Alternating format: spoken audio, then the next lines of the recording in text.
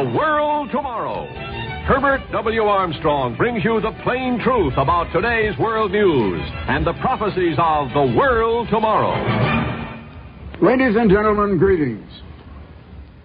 If you knew what is prophesied to happen to the United States, and that means to you and to yours, within the very next few years, you would be very vitally concerned. A staggering turn in world events is prophesied to happen in the very next few years. If it doesn't happen in this decade, it's almost certain to happen in the following decade. It's going to happen in your lifetime, and very, very soon. It will violently involve the United States, Britain, Europe, the Middle East. And to a lesser extent, the entire world is going to be erupted in violence and in a staggering trouble that is going to come on the whole world. We're heading into it right now. Already it's rather late for the free world to come awake to the meaning behind today's world news. You get it in the news all over. All you get in the news today is bad news. But I have good news for you. Because out of this bad news is going to come really good news. But I have to tell you the bad news because that is in the imminent, immediate future. Why are the best minds unseeing to this thing that is coming on the world? Actually, the news events that you get in television news every day, you read in your newspapers every day, it's a forerunner. It portends it. And if you could put it together rightly, you should understand that it's leading somewhere and something is really going to happen. The world and its leaders are the product of modern education. And education has lulled us to sleep in a way. The most important dimension of knowledge has been omitted from education. It is not being taught. It is not generally known.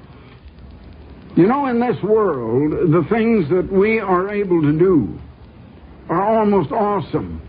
If an Abraham Lincoln, or if an Emerson, or if a Vanderbilt, to mention a great politician, a great government man, a great president, and a great writer, and also a great financier, if they were to come back to life today, they all died in the 19th century, and if they were to come back to life today, they would be awestruck by the marvelous advances that have been made in the world. We think we're progressing. We have done such wonderful things. Now, I've been mentioning such things as sending men to the moon and back, sending unmanned spacecraft to send back photographs right on the very surface of Mars, to go fairly close, as astronomers consider it, to Jupiter and to Saturn, and to send back photographs that the astronomers say are absolutely mind-boggling, because it has opened up an entire new understanding to astronomers and to scientists. But you know, here I am speaking to you in my own studio, and I happen to be speaking to you from Tucson, Arizona. But you're not hearing it in Tucson, except, well, perhaps some of you are, because we're on a station here in Tucson. But nevertheless, it's going from the station from which you were hearing it over the air. You hear my voice just as if I were there in your living room or wherever you are watching at this time. Just take television. It's a marvelous thing. I was just thinking the other day, back to the time when in the movies we had the first talkie, as we called it. The first talking picture with Al Jolson. That just excited the whole United States. I guess the whole world. I wasn't in other parts of the world at that time. But it was a marvelous thing. Yes, we've done marvelous things. Since then, we've added color. And now the movies have gone into something greater, and the things they do and the marvelous things they give you in your television screen on television are just almost beyond understanding. And yet, my friends, astronauts who go clear to the moon and back, come back and can't get along with their own family, And pretty soon their family's broken up by divorce. The children don't have a father and a mother with them any longer. What tragedy, but that's only one out of millions of cases that are happening all over. Yes, the family structure is breaking down. Crime is increasing. We have troubles all over the world. Nation is fighting against nation.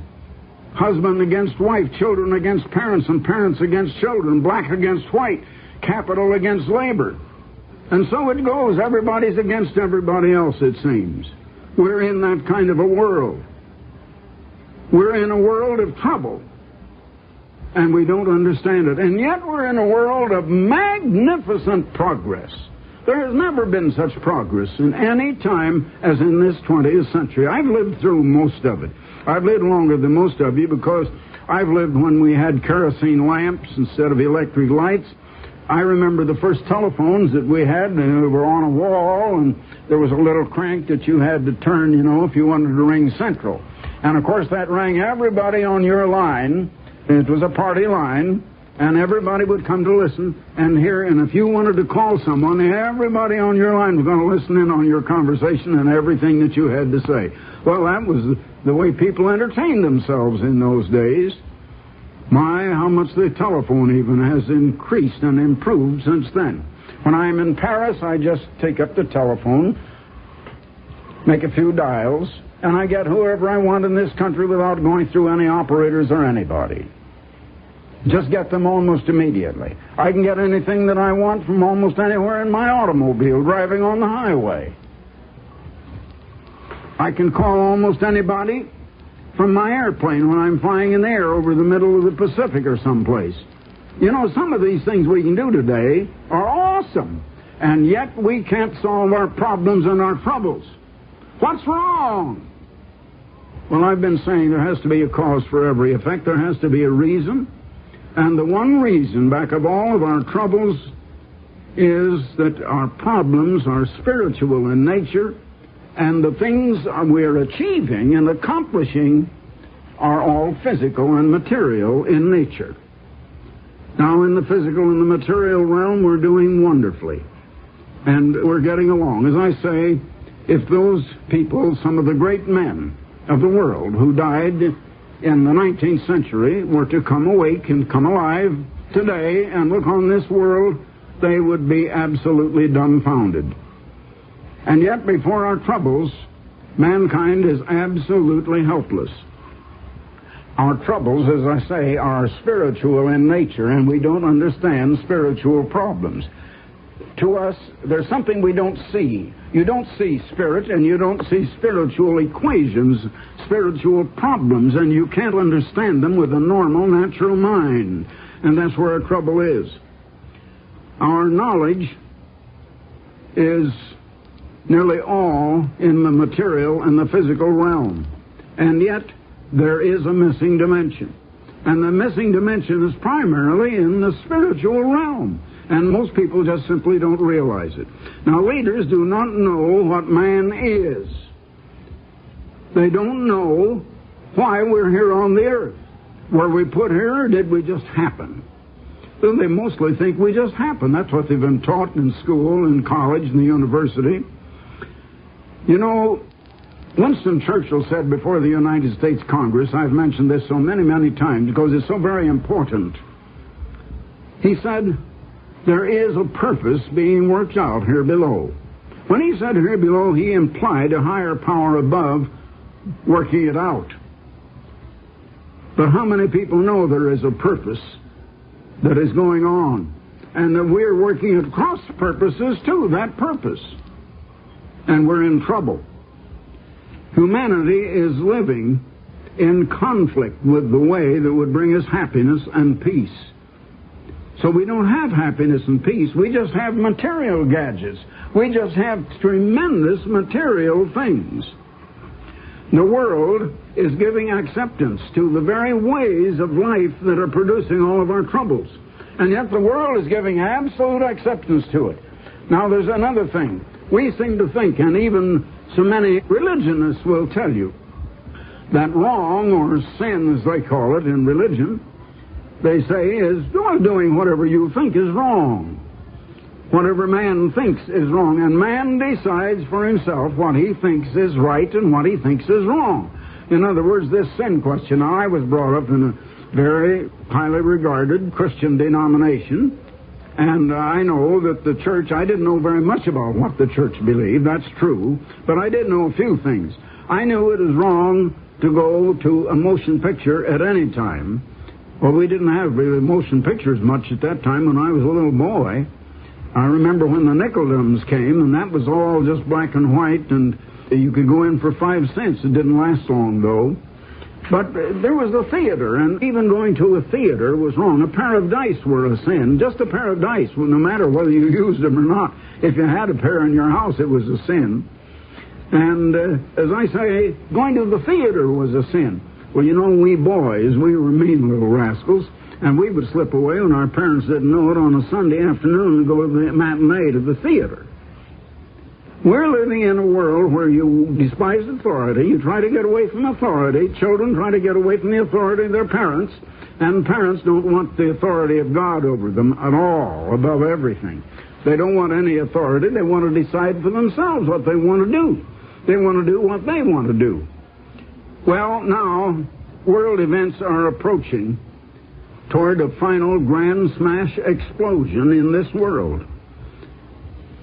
It's an explosion that can, and if there isn't that great unseen strong hand from someplace who will intervene and prevent, it's an explosion that will erase all human life from this earth. For the first time, I've said it before, I say it again and again and again. Or as Franklin Roosevelt used to say when he was president, again and again and again. I say that for the first time in all history of mankind, the weapons exist now, and science and technology and industry have produced the weapons that can blast all human life from off the face of this planet Earth. And yet we seem to think that it's so awesome and so terrible that no one will dare do it. And we're trusting, not only trusting the leaders of the Kremlin and the leaders at the White House in Washington, and we feel that we can trust them, don't we? But do you realize that there are many smaller nations today that have atomic weapons? And one of them, a madman in one of them, could start the war that would expand into the world war that would erase all mankind from the face of this earth. Now, I told you good news a while ago. That isn't going to happen, but it isn't because man is going to prevent it. Man will not prevent it. It will have to be done to us and for us, because we won't be able to solve our own problem ourselves. That explosion is coming, and some things are going to come that are going to concern the United States. Now, I said in the beginning, if you knew what is prophesied for the United States, I mean the United States, and what is going to happen here to this nation, mentioned in the Bible, you would really pay attention. Or else you would just say, well, you'd shrug your shoulder and say, well, I'm not going to pay any attention to it. I don't believe it. Because very few believed God anyway. Adam and Eve didn't. Very few believed Jesus when he was on earth. You know, most people don't believe God. They don't believe what he says. Now, I say that about 90% of prophecy is on our time now.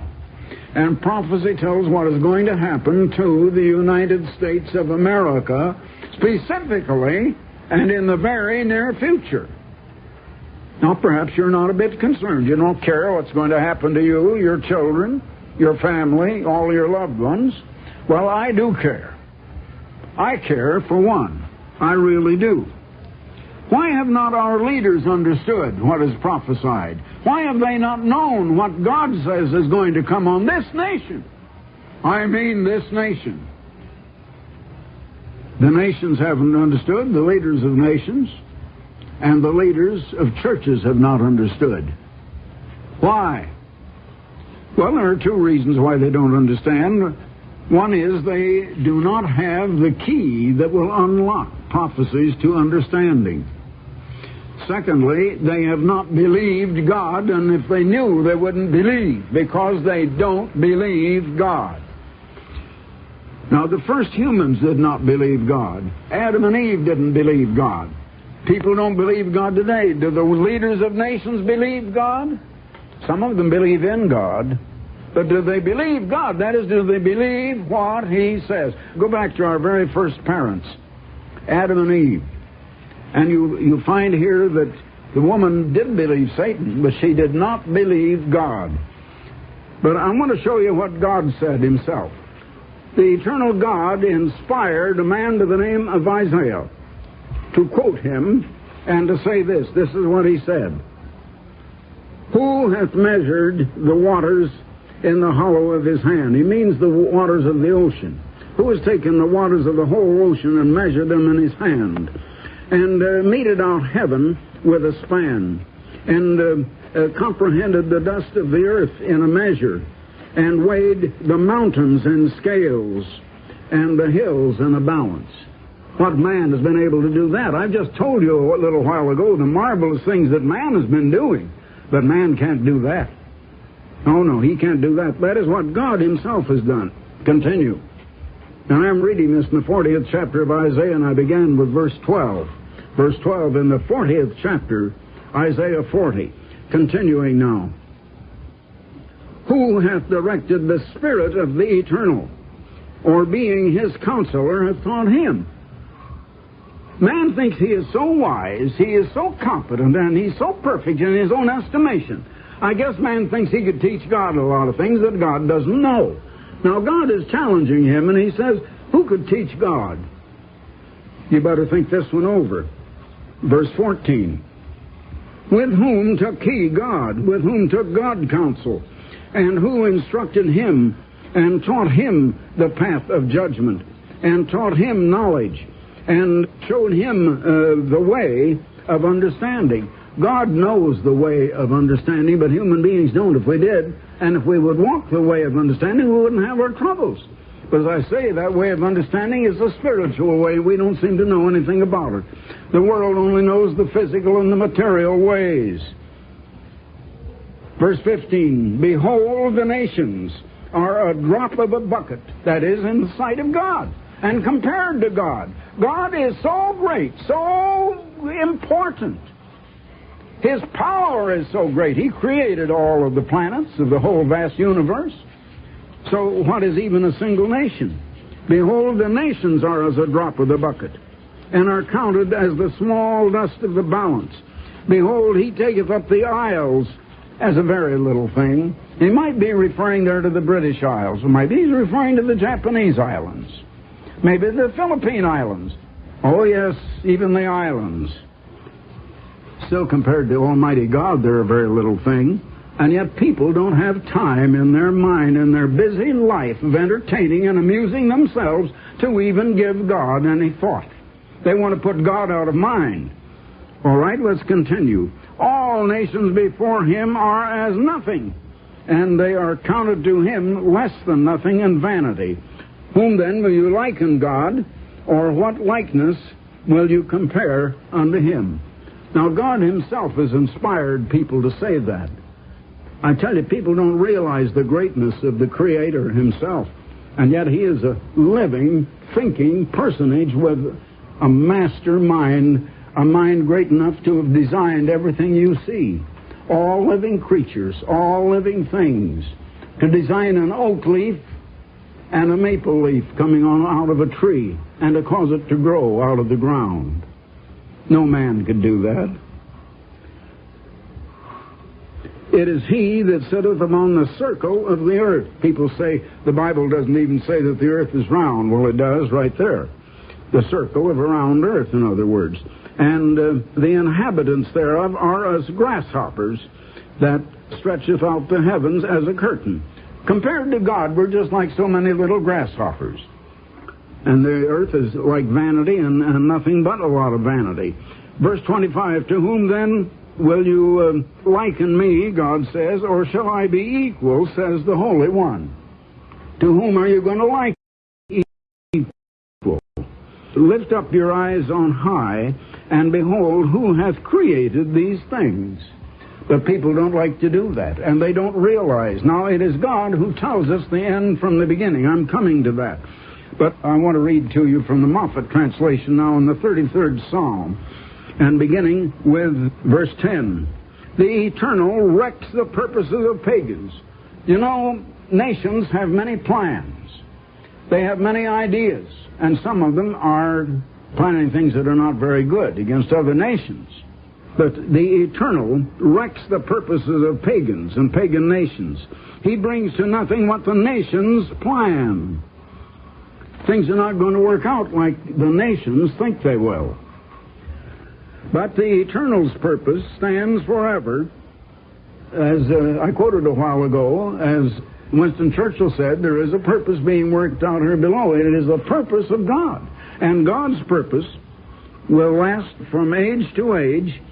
Happy is the nation whose God is the Eternal, the people that He has chosen for Himself. The Eternal looks down from heaven. From where He sits, He scans all who inhabit the world. God looks down from heaven. He scans everything, everybody. He is able to do that. Very few humans would be able to do that. He who alone made their minds, He notes all they do. You know, I used to think I had to prove whether or not God exists to myself. And I got to thinking, my mind is greater than anything that I, myself, can think out, plan, and bring to pass, and bring about, or anything that I can make. I cannot make anything as great as my own mind. Well, then, my mind couldn't have made anything greater than itself. It took a greater mind to produce my mind, and to produce your mind. And it's about time we began to realize that. Armies do not bring victory to a king. The warrior is not rescued by sheer strength. You know, World War II didn't end the way men wanted to end it. God determined how it was going to end. And I could take time to go back. I was broadcasting on radio during World War II, giving the news from day to day and week to week. And many of the things that happened at the end that determined the outcome of the war were things completely out of the hands of man. It was determined by the eternal God. He wrecks the purposes of pagan nations. He determines what is going to happen. Cavalry are in vain for victory. There's no winning for the strength of that. No, the Eternal's eye rests on His worshipers who rest their hopes upon His kindness, that He may rescue them from death, and during famine days keep them alive. It is God, and the nations need to turn to God, because we are not able to solve our own problems. We just simply are not able at all. Now, I would like to turn to the 46th chapter of Isaiah, the 9th and the 10th verses. Isaiah 46. God says, I am God, and there is none else. I am God, and there is none like me, declaring the end from the beginning, and from ancient times the things that are not yet done, saying, my counsel shall stand, I will do all my pleasure. God determines what is going to happen in nations. Now, God has foretold what is going to happen, telling the end from the beginning. What does He say is going to happen to the United States? Would you believe it if you heard it and if you read it? Is your mind open? Are your eyes open to read it? What is prophesied to happen to these United States, to you and me and ours? Very few seem to know that.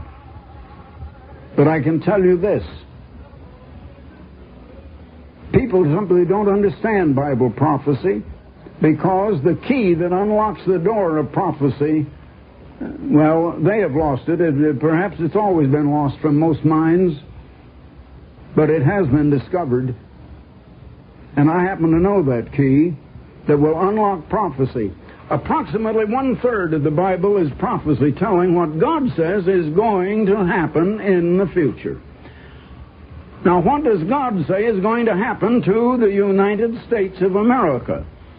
It was started about a little over 200 years ago by 13 original colonies and has grown to this great United States of 50 nations. What is going to happen? I have a booklet that I would like to have you read. It's not a booklet, really. It's a full book. The United States and Britain in Prophecy. The United States is definitely prophesied. Little nations like Ethiopia and Libya and other little nations are mentioned in the Bible. Even Russia is mentioned, and those who know the key understand that Gog and Magog in Ezekiel 38 and 39 is referring to Russia. But where is the United States mentioned in the Bible prophecies? As I say, about 1/3 of the whole Bible is prophecies, and about 90%, if not 95% of that, zeroes down on us today and the very time in which you and I are living now. Right down into this very day. This booklet will show you the missing key. There is a missing dimension in knowledge. That missing dimension is the Word of God, and you can't understand that unless you understand where the United States is mentioned in prophecy. This is a book that will open your eyes to many, many, many different things. Now, I think that's perhaps most of you won't read that at one sitting. Some of you would. But it's quite a little book to just give to you. And I'll send it to you gratis, no charge, no follow-up or request for money. Nobody's offering anything like that. I'll tell you this. This is something nobody else believes. But if you're willing to look with your own eyes and to believe what you see plainly in the Word of God, as I say, Adam and Eve didn't believe God's Word. He talked to them in person. They didn't believe Him. Jesus came and preached to thousands, and only 120 out of those many, many, multiple thousands believed what He said. I wish I had time and I'd show you that they just didn't believe Him.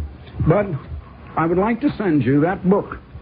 That's the most important book, I believe, in one sense, that we have ever sent out. We've sent out some very, very important books, but that is a key book. Very, very important.